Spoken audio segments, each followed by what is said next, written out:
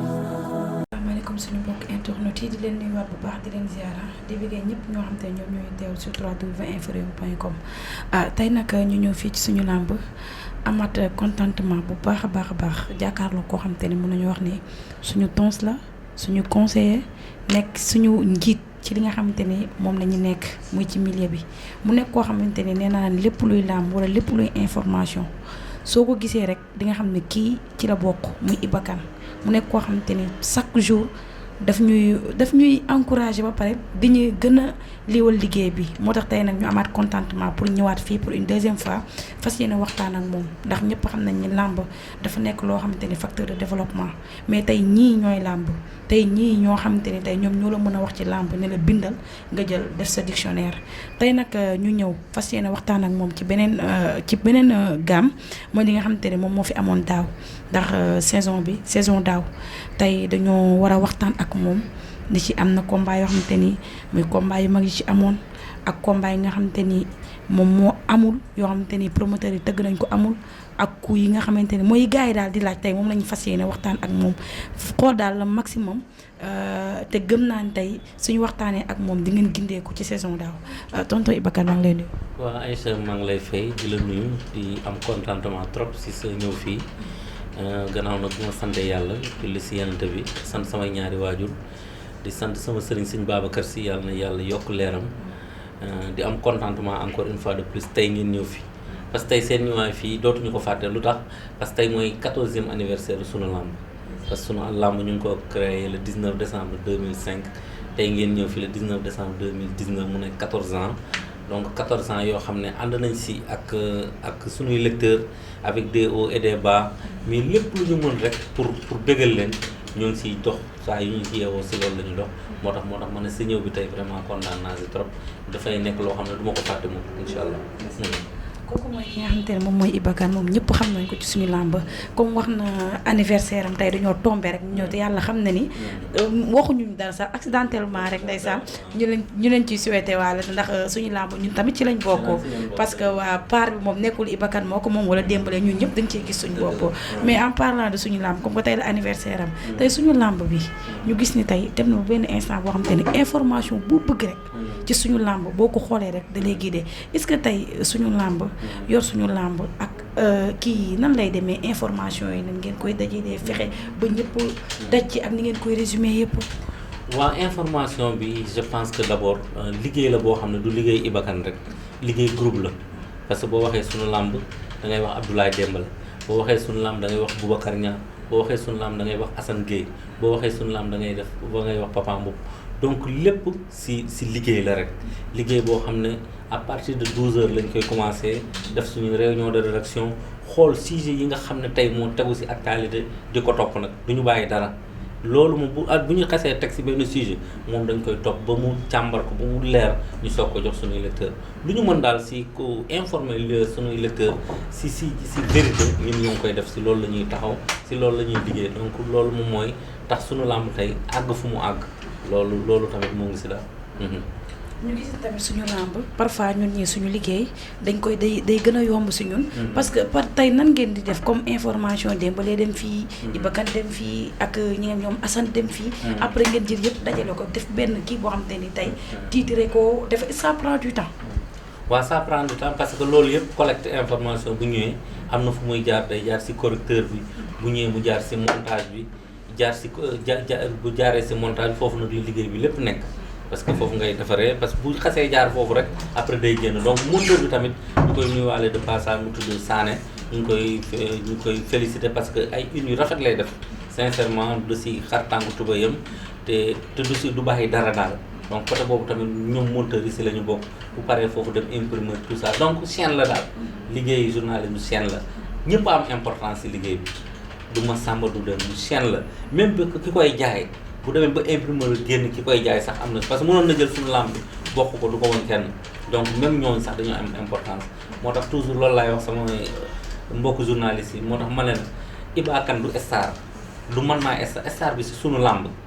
tey man su ma demoon suñu làmb day continuer yow fi nga nekk tey boo demoon réew mi day continuer donc nañuy gën a wàccee suñu bopp xam ne affaire bi du yow nit ki affaire bi c'est médium bi nga nekk moom moo la def star mais boo yaakaaree ne yaay star yi yaay tax suñu lamb existé yaa ngi nax sa bopp donc le médium moom moo la defar donc affaire bi lépp médium bi la sa suñu lamb tey réew mi bi nga nekk réew mi la donc na xale yu ndaw yi di ñëw si journée xamee affaire bi noonu bañ a am les épaules am ay épaules larges yaakaar ne ñoom la fi affaire bi ñoom affaire médium bi ñu nekk la. ñu gis ne boo leen doon génnee 10. léegi macha allah day ñaan mu gën a yokk. génne ngeen tey 100. wala ngeen génne 200 te gis nañ léegi kiosque yi suñu lamb yi léegi ban différence am mooy temps yooyu noonu bu njëkk ba ak tey est-ce que tey gis ngeen ci différence bu bari. waaw différence bi am na parce que nit ñi dañu gën a am amour làmb nit ñi dañu gën a bëgg làmb sincèrement nit ñi dañu bëgg làmb parce que da ngay yeewu ñu woo la man awma suñu làmb ñeneen awma nit ñi ñoo bëgg suñu làmb bu ñu yeewu dañuy dem wuti ko am na ñoo xam ne téye suñu làmb moo leen gën a ñu jënd café jël seen 100 francs dem jënd ko suñu làmb moo leen gënal donc ça veut dire que nit ñi dañu bëgg làmb mais lu tax ñu bëgg làmb parce que dañu amay mbër yoo xam ne vraiment ñu ngi bay seen waar waaw ay champion te ku nekk day identifier champion bu yeewoo bëgg na gis un Balla Gaye 2 bëgg na gis un Modou Lo bëgg na gis un Eumeu Sène bëgg na gis un Siteu. ci xayma par jour ñaata ngeen di génne ci xayma rek. waaw ci xayma loolu moom direction bi moo yor les chiffres ñoo yor les chiffres ñoom ñoo la mën a wax exactement ñoom ñaata la ñuy tirer quoi sincèrement. waaw loolu benn parenthèse bu ndaw la woon rek parce que tamit tonton Iba Kane boo gis xam ne moom it am na ci lu muy bay waaram te ndeysaan bëggul sax nit ñi di ko wax dañuy ñëw ci li nga xamante ni mooy saison daaw tonton Iba Kane tey saison daaw bi bëgg nañ tey nga indi ñu ci ay yu leer parce que gis nañ combat daaw yi combat yu gën a marqué nit ñi comme que dañu dugg ci année at bu bees combat yu gën a marqué nit ñi ak combat yi journée yi ñaata jour la woon ak gis nañ tamit coup yi tamit yooyu yëpp gëm naan tey tonton Iba Kane dina am loo xam te dañ ci mën a apporter pour mu gën a leer ci suñ ñi nga xam te ne ñoom ñooy seetaan internet yi ak ñi nga xam te ne ñun ñi nga xam te ne ñun ñooy toog pour bëgg cee tamit gën a kii xam-xam bi. waaw daaw moom mën naa wax ne saison bi neex na neexul parce que damay njëkkee si lu tax mën a neexul parce que daaw bu ma fi toogoon tey di lim mbër yi chômé daaw dafa bari ay ndaanaan rek chômé ku mel ni Gris Bordeaux takkul ngembam ku mel ni Ama Baldé takkul ngembam ku mel ni Elton takkul ngembam ku ak Kër Ñan ils sont très nombreux leaders Bombardier takkul ngembam Tapha Tine takkul ngembam xoolal ma ñooñu rek Elton wax naa ko takkul ngembam ak kan je pense Garga Mbossé bëri na fi daan donc Sa Thiès tamit takkul ngembam donc bëri na mbër yi nga xam ne taaw dañaa chômé ils sont très très très nombreux supposons xoolal ma ñooñu ñëpp tey bu ñu bëri woon saison bi nu muy mel ñooñu ñëpp bu ñu bëri woon xoolal saison bi nu muy mel mais nga toog saison boo xam ne gisoo Sa Thiès gisoo Bombardier gisoo Tapha Tine gisoo Gris Bordeaux gisoo Ama Baldé gisoo Forza donc loolu dafa am lu muy wàññi si làmb donc loolu la ñu war a fexe nan la ñu war a fexe bu mbër yooyu di bëri man daaw loolu moom ma gën a naqare si làmb ji sincèrement chômage bi dafa bari te bu ñu moytuwulee chômage bi day gën a yokk pourquoi chômage bi day gën a yokk xoolal tey on est le 19 décembre 19 décembre rek léegi ñaari combat VIP moo taxawagum Siteu Papa Sow ñoom ñaar ñëpp encaissé nañu avance ak Ama Baldé Modou Lo Ama Baldé moo encaissé avance mais Modou Lo encaissé gul avance donc nañu def attention trop Modou Lo jotagul dara lu jóge si Luc Nicolaï ñëw si moom Biram Ñing confié na ma ko nee na mu ñoom ils n'ont pas encore signé avec Luc Nicolaï signé guñu dara jox nañ ko nag seen accord mais xaalis bi jël xaalis teg ko seen loxo loolu amagul donc mën nañu wax ne combat bi amagul Modou Lo Ama Baldé mën nañu wax ne combat bi amagul bien que à 90% mën nañu wax c'est acquis mais tant que quand Modou Lo signé wul dara ak Luc Nicolaï mën nañu wax combat bi taxawul bien que nag am nañu yaakaar am nañu njort bu rafet ne Luc Nicolaï dina dem ak waa camp Biram ñu ngi toog ak staff Modou Lo jox leen seen avance Modou Lo encaissé Ama Baldé encaissé pour ñu wax ne combat bi officiellement taxaw na. mais bu fekkee ba léegi saison daaw wax nga ko léegi mbir yi nga xamante ni dañoo chômé. ñu gis ni tamit ñu bari dañuy dem immigré ji. loolu lan moo waral loolu. waaw ñii di émigré moom dama ànd ak ñoom amul tax ma ànd ak mbër parce que boo toogee fi amoo métier lamb bi mooy sa yaakaar nga toog 4 ans bëriwoo nga am ouverture pour mën a dem États-Unis mën a dem France mën a dem Angleterre daani fa sa doole je pense que loolu nit sax warulaa téye parce que ku la téye da lay iñaane parce que ñoom ñëpp ay soutien de famille lañu bu ñu amee opportunité dem États-Unis def fa 1 an wala 2 ans nekk fa ay bodyguard wala nekk fa ay videur je pense que loolu c'est une bonne chose dinañ si am xaalis pour mun a yónnee seen njaboot yi nga xam ne ñoo nekk fii au Sénégal pour dimbali leen donc pour man ñii di tukki fii di dem c'est en Europe je pense que loolu c'est une très bonne chose bu ñu amee opportunité bi daal nañ dem parce que làmb ji fu mu toll nii dafa jafe am fi combat léegi dafa jafe trop te loolu CNG war na si jóg waa ministère des sports war na si jóg ñu def ay états généraux de la lutte xool lan moo waral nit ñi du ñu bëree parce que promoteurs yi mbëri ñoo ak promoteurs yi léegi booy wàññi da nga koy wàññi ñu bëri bàyyi nañ ñu bëri daw nañu lan moo leen dawloo Ndeye Ndiaye Tyson déggatoo ko Kandji déggatoo ko Prince déggatoo ko Balla Mbengue déggatoo ko ak ñeneen ñoo xam ne Gaston Mbengue nga xam ne ku la dàqoon tëgg combat moo la dàq tëgg combat amul lu mu tëggul tëgg na ba tëgg ay combat jinne Gaston Mbengue tey anamu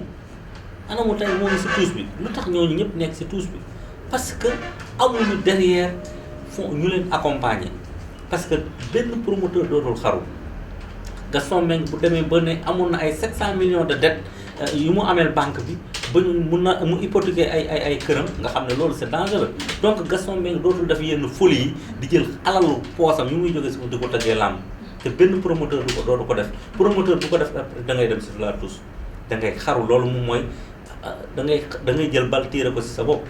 donc benn promoteur gisuma ne tey bu amul sponsor bu solide bu taxaw muy jël xaalisu kantingam wala xaalisu biir bu mu denc si banque dem di ko tëggee combat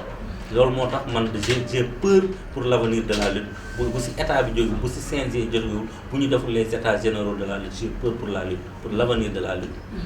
waaye saison daaw nan nga ko gisee bilan bi positif na wala. waaw moom laa lay wax bilan mi figue la mi raisin parce que boo demee ay ñoom Elton bëriwuñu ay ñoom Tapha Tine Bombardier ainsi de suite bëriwuñu mais daaw li sauvé saison bi daaw Modou Lo daf si bëri ñaari yoon Balla Gaye 2 bëri si loolu moom moo sauvé combat bi loolu moo sauvé saison bi parce que Modou Lo moo bëri le 13 janvier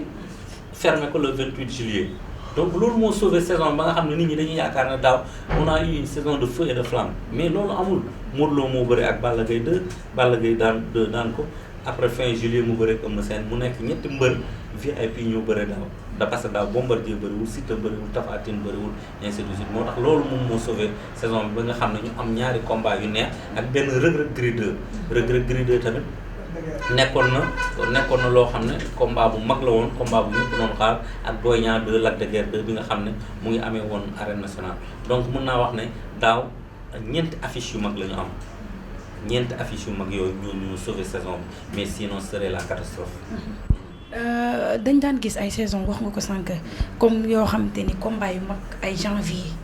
ndax su ma juumul am na ay mbër yu mag ñu ci bëri ay janvier tey ñu gis ni janvier ba léegi combat amul même daaw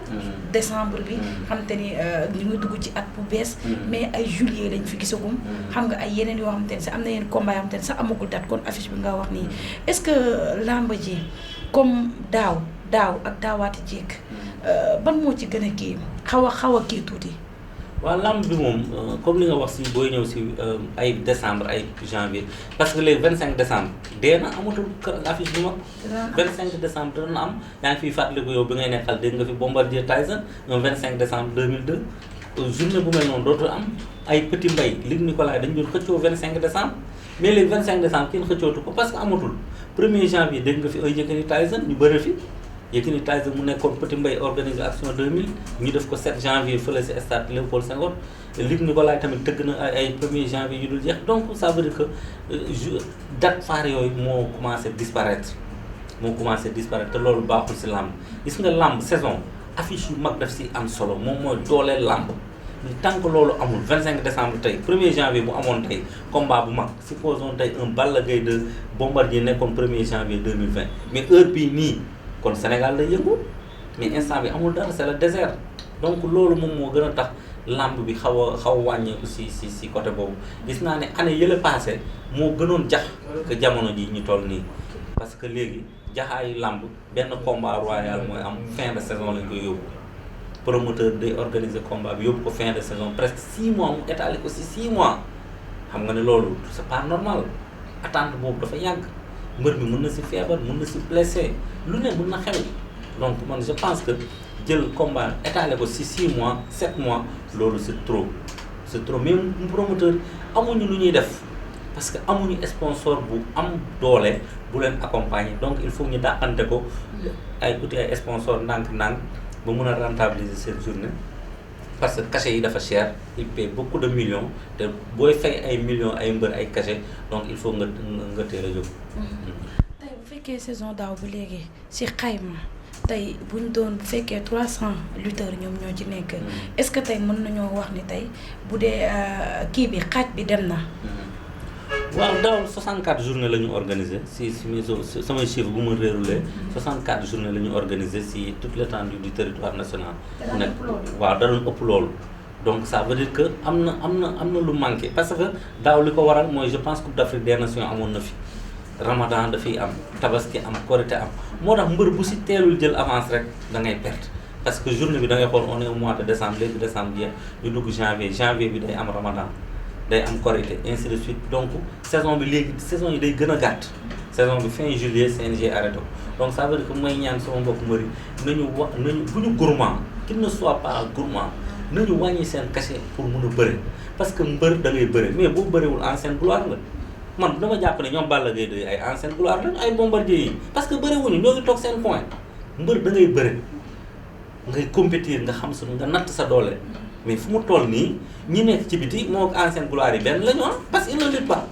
nan nga un lutteur nan nga un sportif de haut niveau di toogee 3 ans doo bëre 3 ans 2 ans doo bëre donc yow ñuy retraité yéen a yem donc mbër da nga war a bëre am na fu muy toll da ngay casser sa cachet pour mun a rattraper ji ko ëllëg mais doo ne man cachet bi ma toll 50 millions rek laa toll 50 millions laay fay non day am benn jamono joo xam ne da ngay nangu. casser le cachet pour mun a bëri ji Yékini da ko doon arrivé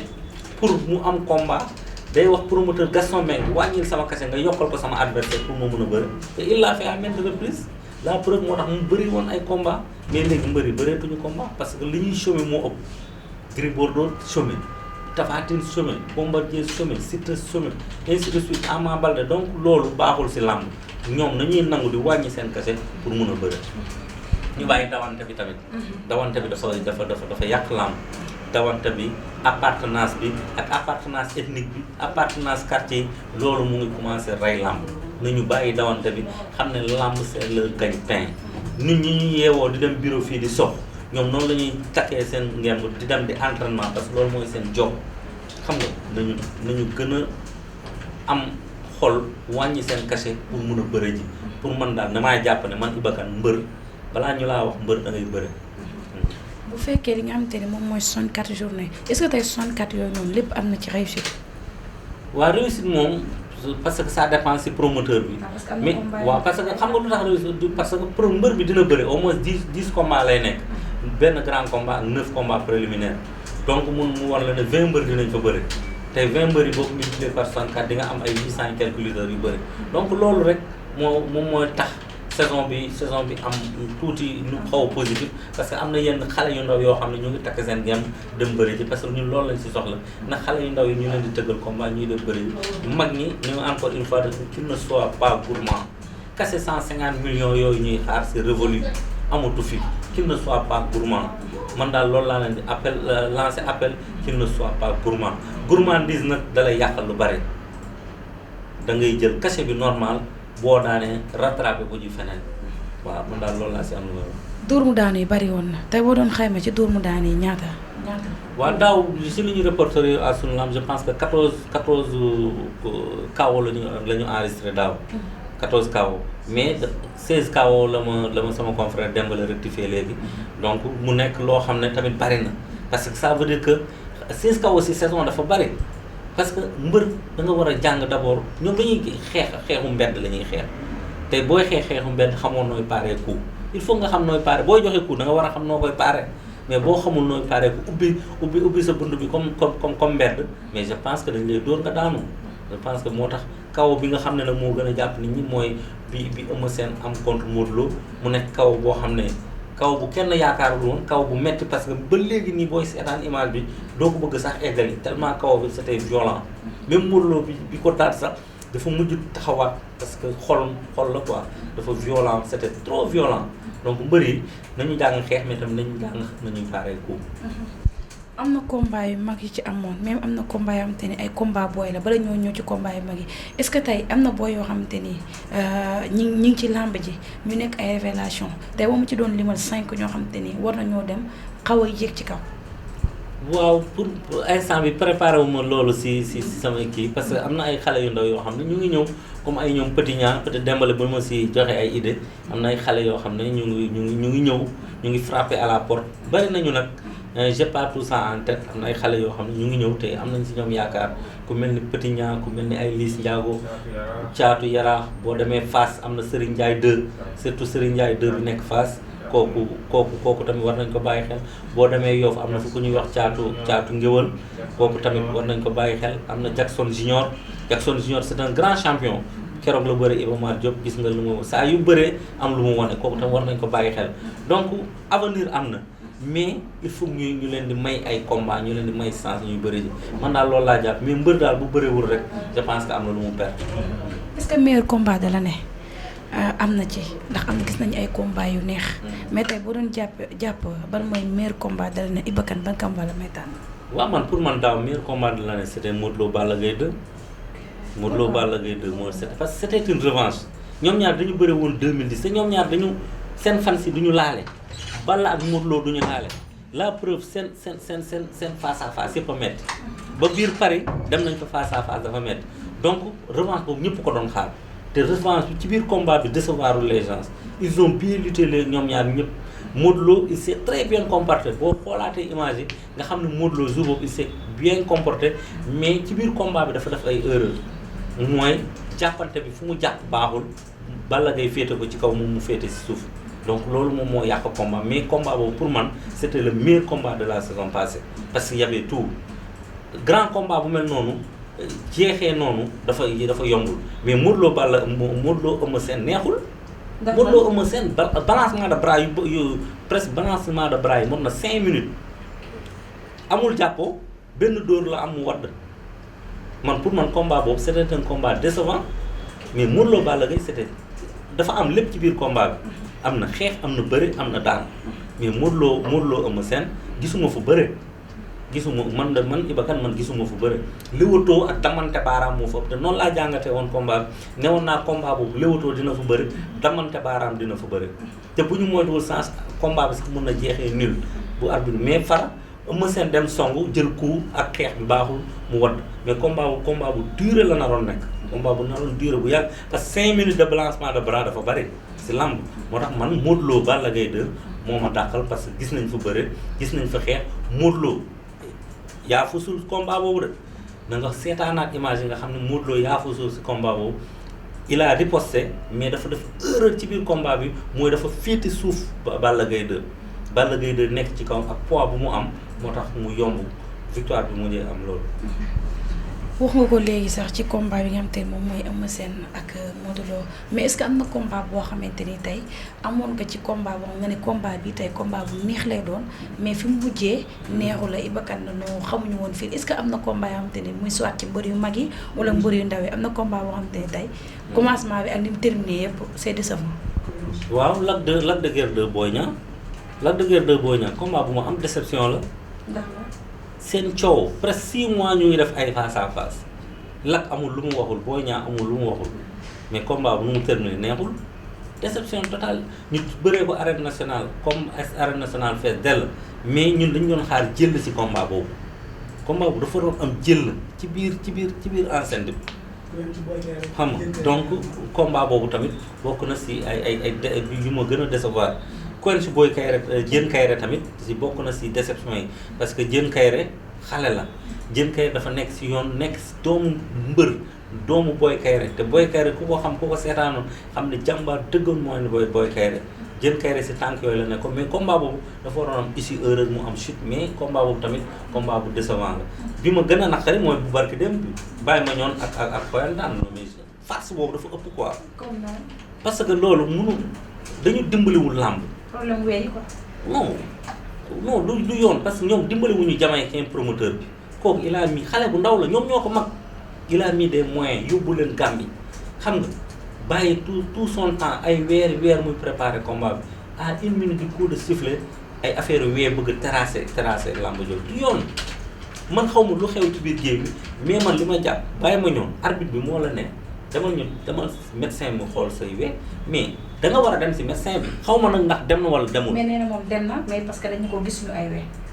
waaw kon foofu tamit am na faute bi kon médecin bi moo waroon dem si arbitre bi ne ko kii na dem bëri parce que médecin bi mooy jël dernière décision bu ne day bëri arbitre mënul si dara. donc dafa nekk scénario boo xam ne yow mënoo comprendre quoi bokk na daal si déception yi moo si gën a métti mooy bàyyi ma ñoon xoyantaan ak promoteur bi dimbaluñ ko parce que jour boobu stade Bakaaw dafa fees dell lamb sax du feesee nii Sénégal mais mu fees dell après combat bi mujjee terminé en queue de poisson waa Gambie mérité wuñu loolu ñun mbëru sénégalais yi demoon foofu tamit mérité wuñu loolu parce que xoyantaan c'est un lutteur sénégalais fii la Kaolack bii la dëkk donc moom du Gambien c'est un sénégalais pur sang Tapha Gueye maa ngi koy dégg keroog mu ne jaar nañ même écurie Fass donc c'était pas un combat entre un Gambien et un Sénégalais c'est un combat entre Sénégalais donc ñoom ñaar ñëpp mun naa wax ne arbitre bi faussé na ko médecin bi faussé na ko bàyyi ma ñoon tamit faussé na ko kenn xam scénario boobu daal man rafetlu ma ko parce que Jamaïcain def si def lu mu mën ak lu mu mënul pour satisfaire mbër yi. daaw tamit gis nañu affaire arbitre. mu xaw a am tamit lu mu kii ci lamb ji ndax dañ naan ñi dañoo def erreur na joxe chute bi wala bu fekkee ci côté arbitre yi est-ce que tey ñoom erreur yi ñuy def comme que saison bi tamit mi ngi ñëwaat tey bu ñu doon xayma tamit ci erreur yi ñuy def est-ce que erreur yi bari na. waaw erreur yi day bari il faut que VAR am si lamb dafa toll foo xam ne fi ni football amee VAR à l'international VAR dafa war a am si lamb parce que action yi dafay gaaw trop te bët du lépp la mën a gis. Parfois il faut comprendre les arbitres tellement action yi dafay gaaw te da nga war a jël décision sur le champ yow mi toog sa télé di nga mu am ralentir ainsi de suite mais arbitre bi dafa war a jël décision boo xam ne 1 seconde après rek dafa war a jël décision donc seen tâche dafa difficile moo tax CNG dafa leen war a dimbali muy am VAR bu amee contestation ñu dem foofu ñu xool vidéo bi pour mun a jox verdict boo xam ne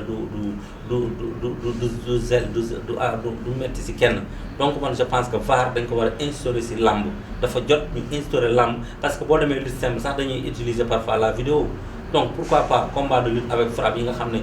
dañ siy def ay millions pourquoi pas combat préliminaire yi nga xam ne mbër yi dañuy door a jóg surtout mbër yi nga xam ne dañuy teel a jóg mais dañ leen di pénaliser si ay décision arbitre yoo xam ne da leen di yàqal bu amoon vidéo 2 minutes rek mën nañ si seetaan vidéo bi après reprendre loolu yàqul dara parce que CNG parfois dañuy andi foofu ku leen di vidéo wal donc je pense que VAR dafa war a am si lamb. ñu gis tamit recours yi. waaw bari na. ndax nit day lépp ci arbitre yi. da ngay gis kii day daan après ñu ne ko daanu nga dem déposer ay recours bu fekkee tey dañu doon xamee ci recours yi. saison bii est-ce que recours yi mat na ay benn 20 wala 15 wala loolu. waaw recours yi moom bari na xaw ma noo jàpp ma nombre exact mais recours yi bari na parce que comme li ma wax rek te toujours day am bëri yoo xam ne dañuy contester te bu ñu contester bu ñu yeewoo tamit ak seen staff dañuy dem déposer recours au niveau du CNG pour ñu delloo leen seen victoire moo tax loolu yëpp balaa recours di am nañu andi vidéo assistance ñu si jour combat bi que ce soit pour les combats préliminaires que ce soit pour le grand combat ñëpp yàpp si mu am assistance à la vidéo pour nga xam ne yenn heures yi dina xaw a dootul bëri quoi waxuma ne heure dootul am de même VAR dañ koy utiliser VAR bi sax du gis parfois le juste donc pour man daal VAR dafa war a am si làmb pour dimbali arbitre yi dimbali mbër yi nga xam ne ñooy door a jóg surtout dimbali mbër yi nga xam ne ñooy si bëri grand combat yi. tey bu ñu la waxoon lan nga bëgg tey ñu yokk ko ci làmb loo xamante ni amoon na daaw te bariwul bëgg nga ñu yokk ko. waaw li ma gën a bëgg daal si làmb mooy ñu gën a assainir enceinte bi enceinte bi dafay xajam trop muy grand combat muy petit combat enceinte bi daal kenn xamul noonu lay dugg CNG daal xaw ma ban solution wala war a def ba nga xam ne enceinte bi ñu assainir ko xaw ma ay garde-fou la war a jot xaw ma daal mais chaque combat dañuy gis envahissement enceinte. te loolu c'est très dangereux tant pour l'arbitre tant pour les lutteurs arbitres yi dañuy exposer lutteurs yi dañuy exposer nit ñi di gravité autour de si enceinte bi tam dañuy exposer donc man je pense que CNG war na gën a mën a assainir enceinte parce que ñoom ñoo gérer enceinte bi donc dañuy jël seen matuwaay yëpp ba nga xam ne enceinte bi dinañ ko gën a gérer ba nga xam ne ëllëg bu dara jotee amee fekk ñoom jëloon nañu les devants mais fu mu toll nii daal chaque année ñu ngi koy wax mais gis naa ne enceinte bi ba léegi nu mu meloon année yii ba léegi la gën a raw. loolu tey bu bëgg nga tamit loo xamante ne ñu wàññi ko ndax gis nga làmb ak nu mel. loo xamante ne que ça soit muy waa CNG bi wala ci bëri. waaw mooy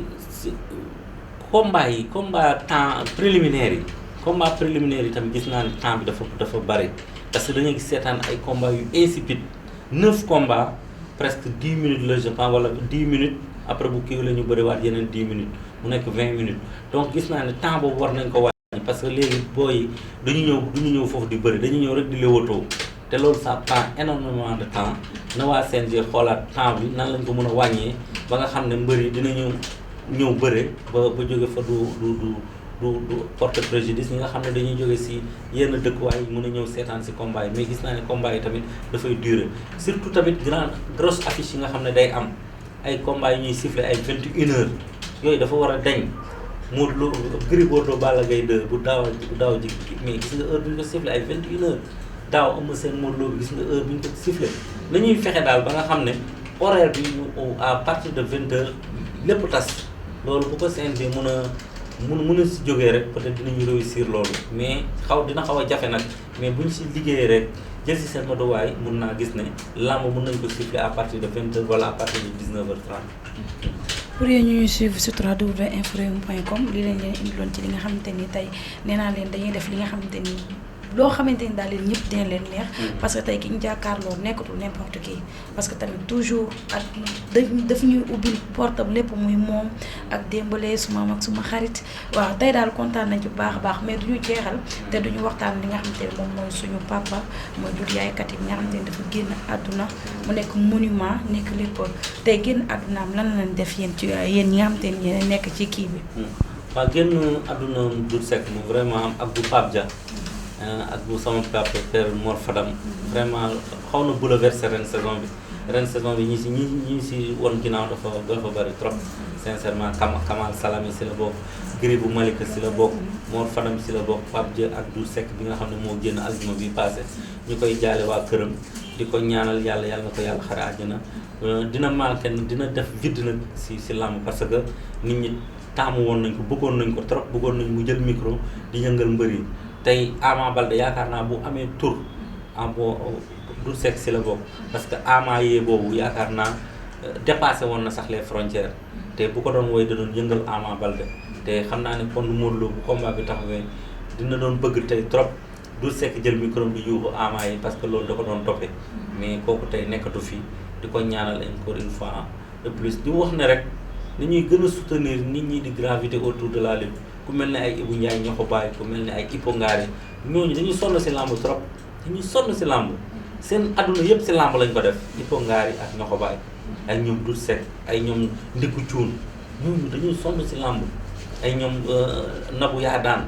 ñooñu si làmb sax nga leen fekk ba léegi ñoo ngi si làmb xam nga ay sunu yaay Adja Xaar Mbay ma jaag kooku lu mu def si làmb mais ñooñu ñëpp ñu ngi leen di bëgg fàtte te ñooñu ay icône lañu si làmb donc dañ leen war a jàppale de leur vivant balaa dara di xew parce que Doudou Seck tey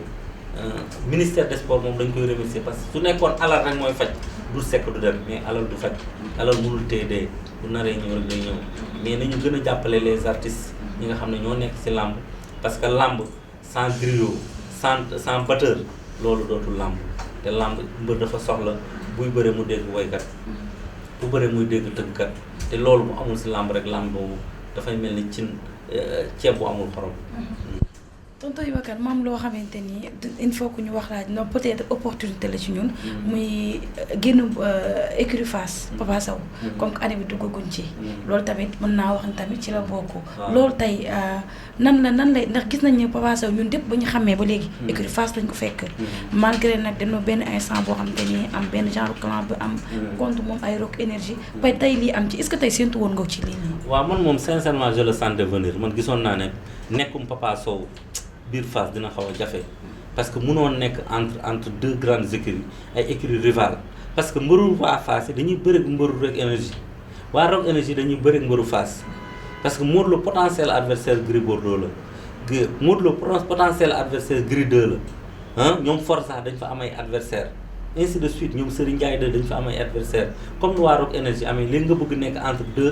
deux écuries je pense que loolu da doon man xamoon naa ne tôt ou tard génn moom dina jóge Fass te loolu moo am waa Fass jël nañu dem benn ndogal ne dafay génn écurie ba na dem feneen fan lay atterrir nag loolu moom rek moo xam moom ak staffam mais gis naa ne tamit jàmbaaru Fass la woon parce que tey moom demoon na bañ ko doon diir mbagg moom ak Gris Bordeaux parce que performance Papa Sow à Fass moo gën a baax bu Gris Bordeaux Papa Sow il est à 23 victoires ay défaites am néew da doon daan rek Papa Sow da doon daan rek donc tey ku mel noonu bu ko Fass perte Fass tamit perte na un grand champion waaw perte na un grand champion kii muy Papa Sow mais peut-être dinañ am keneen ku ko remplacer d'ici quelque temps mais Papa Sow dina manqué Fass tamit fu mu jëm tamit na xam ne lamb dafa fiir du moom rek laay wax mbëri nañu xam ne lamb dafa fiir mënoo nekk école Balla Gaye nekk école Fass si benn écurie nga nekk parce que demalante beeg jokkalante bi du la sax arrangé yow parce que nañ la wax loo xam ne du sa cër waxal la fii wala waxal la fële donc loolu pour ñu éviter ko da nga war a yem si benn